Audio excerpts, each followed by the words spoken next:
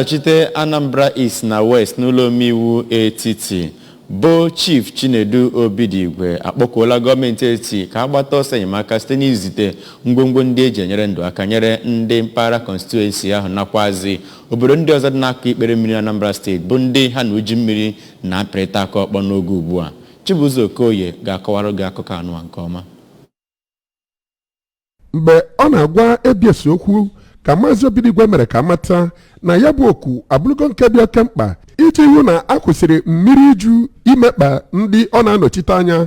Ya bụ Onyeomeiwu mere ka o doo anya na ya nọrụgo ugboro wee kpọọ oku na ụlọ omebe iwu etiti ka mmiri River Niger bụrụ nke dịzi omimi karịa ka ọ dị ugbu a ka ọ nwee kwụsị ya bụ iju. Maazị Obidigwe, onye bụ osote onye isi oche kọmitii na-ahụ maka gburugburu, toziri gọvanọ Chukwuma Soludo na ọchịchị ya dịka o si agba nnukwu mbọ ịhụ na ihe ntụmadị ndị ahụ ọ na-anọchite n'afụ bụ nke ebenatara kpamkpam. Ọ kọwara na ya na-amazi amụma ịfụ na enwetara ihe ndị ahụ eji enyere ndụ aka nyegara ndị befa bụ ndị ahụ ihe mberede iju dakporo site n'ọka. Aha m bụ Chibuzo Okoye maka akụkọ ụwa ABS.